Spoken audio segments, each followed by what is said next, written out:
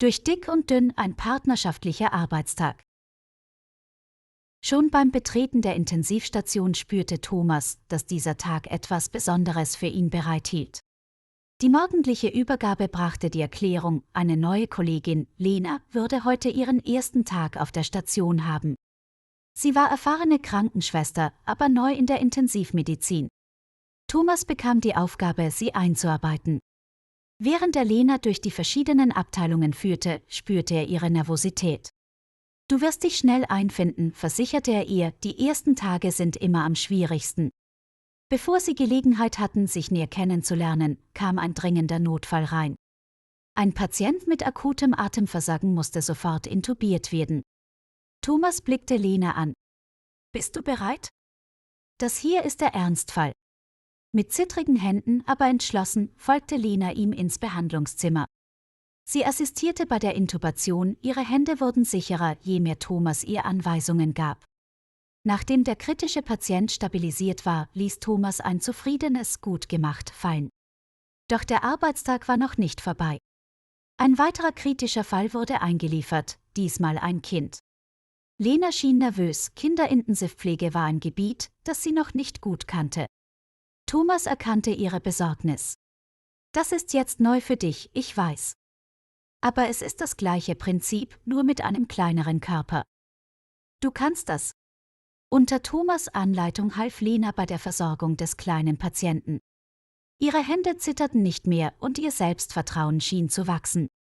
Das Kind wurde erfolgreich behandelt und auf die weitere Überwachung vorbereitet. Zwischendurch hatten sie Gelegenheit, einige administrative Aufgaben zu erledigen. Lena war beeindruckt von Thomas' Fähigkeit, so viele unterschiedliche Fälle gleichzeitig zu managen. »Wie behältst du bloß den Überblick?« fragte sie ihn. Thomas lächelte. »Erfahrung, Geduld und ein bisschen Bauchgefühl.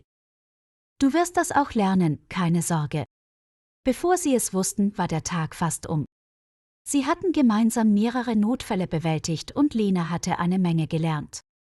Die letzten Medikamentengaben standen an, Patientenakten mussten aktualisiert werden und der Stresspegel fiel langsam. Auf den ersten Blick scheint alles ruhig, aber man muss immer vorbereitet sein. Die Intensivstation schläft nie, bemerkte Thomas, als er die letzten Vitalparameter kontrollierte. Lena nickte. »Ich habe heute mehr gelernt als in jedem Lehrbuch. Danke, dass du mich so gut angeleitet hast.« Thomas schaute auf die Uhr. Die Schicht war fast vorbei, aber der Tag hatte das Potenzial, beider Leben nachhaltig zu verändern. Lena fühlte sich jetzt als Teil des Teams und Thomas spürte erneut, wie wichtig und erfüllend seine Arbeit war. Nach einer kurzen Mittagspause, die sie kaum als solche bezeichnen konnten, kehrten Thomas und Lena zurück zur Intensivstation. »Bereit für die nächste Runde?« fragte Thomas, während sie ihre Masken und Handschuhe wieder anzogen. »Ehrlich gesagt, ich weiß nicht, was bereit in diesem Kontext überhaupt bedeutet«, antwortete Lena lachend. Thomas schmunzelte. »Das ist die richtige Einstellung.« Kaum hatten sie die Station betreten, ertönte das Piepsen eines Monitors. Ein älterer Patient zeigte plötzlich ernste Anzeichen einer Sepsis. »Lena, komm bitte mit.« »Wir müssen schnell reagieren«, sagte Thomas entschlossen. Während sie an den Bettenrand traten, ging Thomas routiniert die ersten Schritte der Behandlung durch. Lena folgte seinen Anweisungen, half bei der Medikamentengabe und der Stabilisierung des Patienten. Als der Zustand sich langsam verbesserte, blickte Thomas Lena an. »Hervorragend. Du hast das genau richtig gemacht.« Gerade als sie dachten, sie könnten eine kurze Verschnaufpause einlegen, wurde die Tür aufgerissen. 2 Sanitäter brachten einen schwer verletzten Verkehrsunfallopfer herein. »Multiple Traumata, wir brauchen sofort mehrere Hände hier«, rief der leitende Arzt. Die nächsten Stunden vergingen wie im Flug. Lena und Thomas arbeiteten Hand in Hand, von der Versorgung des Verletzten bis zur Überwachung der anderen kritischen Patienten. Für Lena fühlte es sich an, als wäre eine Woche in diesen wenigen Stunden vergangen.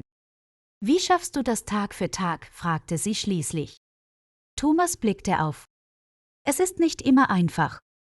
Aber es sind diese Momente, in denen du wirklich etwas bewirken kannst, die es lohnenswert machen. Und außerdem ist es gut, jemanden an seiner Seite zu wissen.« Die letzte Runde der Medikamentengabe war beendet und beide schauten sich müde, aber zufrieden an. Ich hätte das heute nicht ohne dich geschafft, Thomas, sagte Lena dankbar.